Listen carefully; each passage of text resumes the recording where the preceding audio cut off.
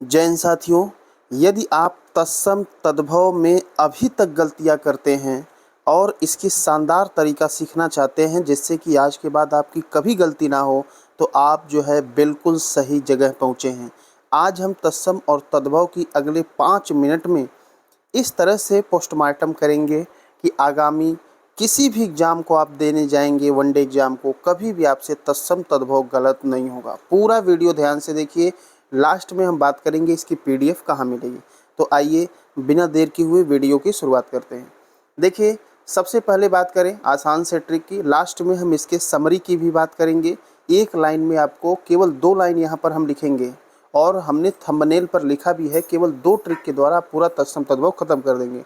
तो देखिए, पहला नियम नंबर 1 ये कहता है कि जो 6 से ये छतरी वाला है, यह जो होता है ये तत्सम होता है, और जब तद्भव में बदलता है तो ये ख या छ में बदल जाता है। जैसे कुछ उदाहरण के द्वारा यहाँ पर कन्फर्म कर दें। अक्षी है, देख लीजिए, छ यहाँ पर ख में बदल गया, आँख हो गया। अक्षर है, आखर में बदल गया, ख में। अंगरक्षक, अंगरखा, ख में बदल गया। रिक्ष है, यहाँ पर छ देखिए, छ से छाता वाले में बदल गया, रिक्ष होगा। वृक्ष का रूख होता है, वेरी वेरी इंपॉर्टेंट है, ध्यान दीजिएगा। वृक्ष का रूख होता है, यहाँ पर 99.99% लोग गलतियाँ करेंगे। द्राक्षा का दाख होता है। मरक्षण का माखन होता है। तो आप देख रहे हैं कि जो 6 से छतरी है, ये 6 से छाता या ख से खरगोश वाले में बदल रहा है। अक्षवाट का अखाड़ा होता है। पक्षवार का पखवाड़ा। विक्षोभ बिछोह। अक्षोट अखरोट। कुक्षी कोख। क्षीर खीर। छोड़न छोड़ना। परीक्षा परख। ठीक है, यहाँ पर हम आपको सारे शब्द नहीं करवा रहे हैं, लेकिन आपको हम ट्रिक बता रहे हैं। अगर आप इस ट्रिक को ध्यान से देख लेते हैं तो आइंदा आज के बाद आपको तत्सम तद्भव में गलती नहीं होगा। नियम नंबर 2 की बात करते हैं। पहले आप सभी नियम को ध्यान से देखें। लास्ट में मात्र हम 2 ट्रिक देंगे, इसके बाद आपको तत्सम तद्भव दोबारा कभी नहीं पढ़ना पड़ेगा।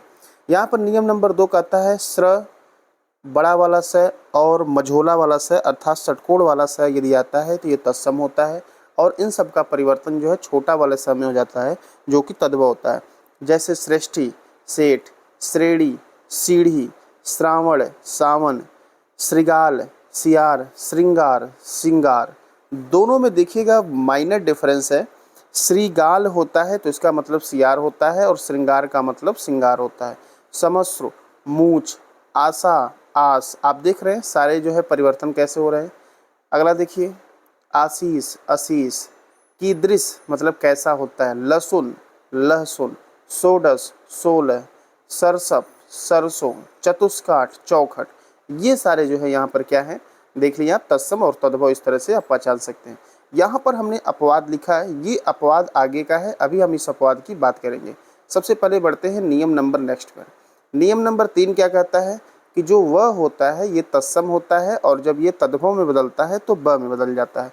जैसे वधु, बहु, वार, बार, वातुल, बावला, वाद्य, बाजा, विरूप, बुरा, वानर, बंदर, वक, बगुला, वलगा, बाग, वर यात्रा, बारात। ठीक है, तो आप जानते हैं जब हम कोई भी नियम पढ़ते हैं उस नियम में आपको अपवाद जरूर मिलते हैं। तो यहाँ पर कुछ हम आपको अपवाद दिखा दें।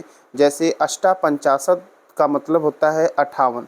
अब 58 में वह आपको दिख रहा है तो आप तद्भव लगा सकते हैं, नहीं ऐसा आपको करना है तो कुछ शब्द ऐसे होते हैं जिनको आपको याद कर लेना है, इसीलिए यहाँ पर हमने आपको अपवाद स्वरूप लिख दिया है। आमलक का आंवला होता है। क्लियर है, चलिए अगले नियम की तरफ बढ़ते हैं। नियम नंबर 4 कहता है कि यदि री या र है तो यह तत्सम में होता है। ठीक है, और बाकी इसका परिवर्तन किसी में भी हो सकता है, इसलिए आगे हमने नहीं लिखा है। तो देखिए, उष्ट्र में री आया है तो ऊँट हो जाएगा। ईदृश का ऐसा, गृह का घर, यादृश का जैसा, नृत्य का नाच, शर्करा का शक्कर, मरक्षण का माखन, वार्ता का बात, और अगला यहाँ पर दिया गया है वर्तिका का बत्ती, वर्कर का बकरा, क्रोड का गोंद। तो ये सारे शब्द आप देख ले रहे हैं जिसमें री और रे आता है, ये आपके तत्सम होते हैं। अगले नियम नंबर 5 की बात करें तो यहाँ पर ये क्या है, अनुस्वार है। ठीक है, ये अनुनासिक है, मतलब जो अंग की मात्रा होता है इसे अनुस्वार कहते हैं, और चंद्र बिंदु को अनुनासिक कहते हैं। और यहाँ पर जो ये आपका अह की मात्रा दिया है, आप जानते हैं अह संस्कृत शब्द में प्रयोग करते हैं, तो ये तो तत्सम होते हैं। तो अगर अनुस्वार लगा है तो तत्सम, और चंद्रबिंदु अर्थात अनुनासिक लगा है तो ये तद्भव होगा। जैसे कुछ उदाहरण देखते हैं। वंश, यहाँ पर दिख रहा है वंश का बांस हो गया, देखिए अनुस्वार जो है अनुनासिक में बदल गया। लिंगपट का लंगोट, ग्रंथि का गांठ, जंघा का जांघ, दंत का दांत, वंशी का बांसुरी, संध्या का साँझ और खंडगृह का होगा खंडहर। ठीक है, चलिए अब यहाँ पर जो इसके भी कुछ अपवाद हैं, इस अपवाद को हम पीछे लिखे हैं जो कि हम छोड़ के आए हैं। आइए आपको दिखाते हैं। यहाँ देखिए, कोई ज़रूरी नहीं है कि हर बार जो है अंग की मात्रा तत्सम ही हो। जैसे चंचू का यहाँ देखिए चोंच है, दोनों में जो है अनुस्वार का प्रयोग हुआ है, फिर भी ये तद्भव है। संधि का सेंध, ओष्ठ का होठ, वार्तानी का बातें। ठीक है, चलिए आगे बात कर लेते हैं अगले नियम की।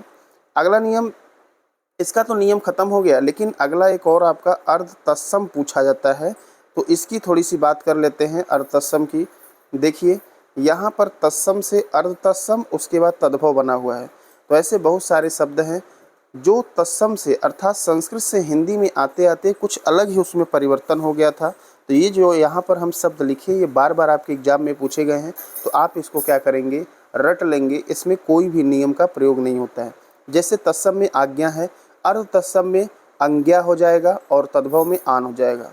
वत्स का बच बच्चा, अग्नि का अगिन आग, कार्य या कर्म का कारज काज या काम। ठीक है, अक्षर का अक्षर आखर या अक, कृष्ण का किशन कान्हा, चूड़ का चूरन चूर, मयूर का मऊर मोर।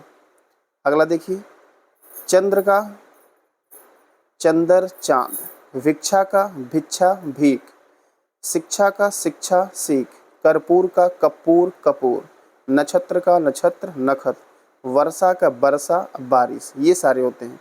और फाइनली हम उस ट्रिक के पास पहुंच चुके हैं जहां पर हम थंबनेल में भी लिखे हैं कि मात्र आप 2 ट्रिक पढ़ के जो है पूरे तत्सम तद्भव को आज के बाद कभी गलत नहीं करेंगे।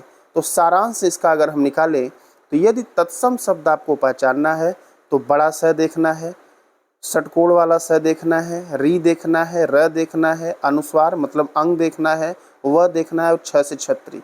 अगर आपको ये शब्द मिल जाते हैं तो 100% तो नहीं कहेंगे, लेकिन 99.99% जो आपका शब्द होगा, ये अगर आपको वर्ण या अक्षर दिखते हैं तो वह तत्सम ही होगा।